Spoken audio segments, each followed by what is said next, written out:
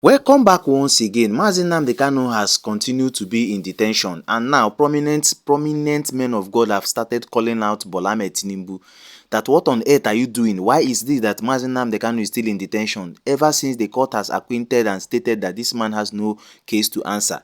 Remember that the Kenyan court has given a judgment authentifying and exonerating Nnamdi Kanu from this particular statement and this particular court and trial he is facing. Remember all what has happened, notwithstanding that the Donald Trump, as you could see on your screen, has ordered that every corrupt judge in Nigeria will be dealt with. This is a sanction they are placing, and all these things are happening under the watch of Bola Ahmed Tinubu's administration and his legal team Amowolo. Now, prominent man of God being Reverend Baka, I'm going to play the video for you to hear clearly and hear from the horse's mouth how he made it to state this clear statement of Nnamdi Kanu's release.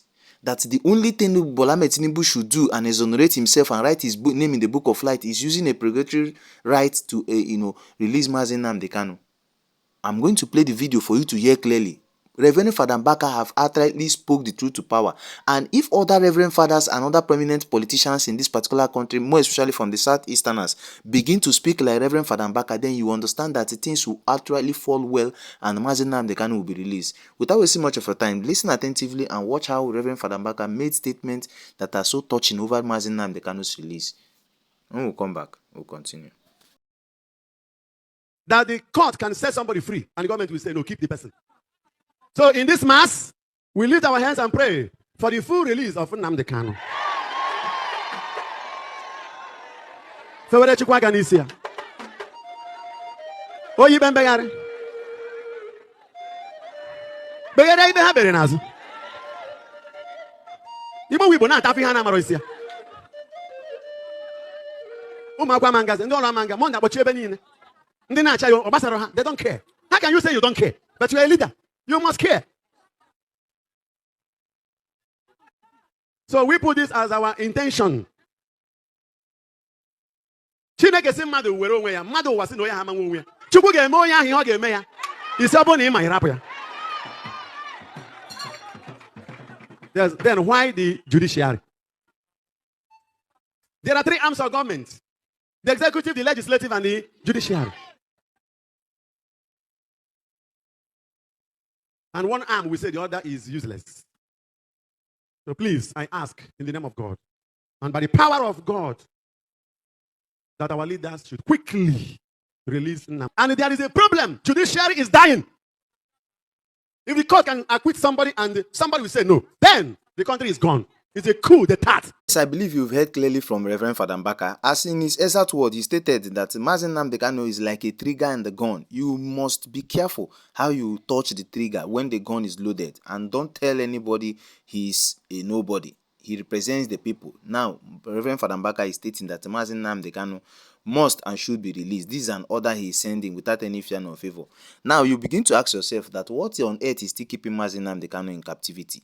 What on earth is still keeping this man in captivity? A man who stated that he wants freedom of his people based on the marginalization. You know, when we are talking about this marginalization, a lot of persons don't even understand it and the level it has gotten to. Was it not recently, as you could see, that our lawyer Jimako, one of Nnamdi Kanu's lawyer, brought out a very clear indication that shows you, aside other marginalization that the Igbos are facing.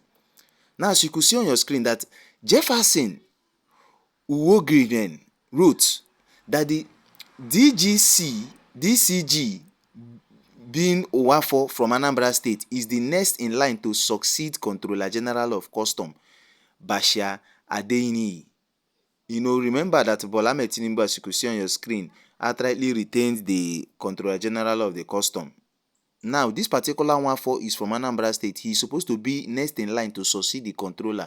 But what happened? Since he's an Igbo person, they did not outrightly remove that particular controller. They elongated his stay in the service because the next person that is going to take over is an Igbo person. Quickly deprived her of that particular, appointment. And now, as you could see, she's retiring in October 2026. So that means she cannot get to that position.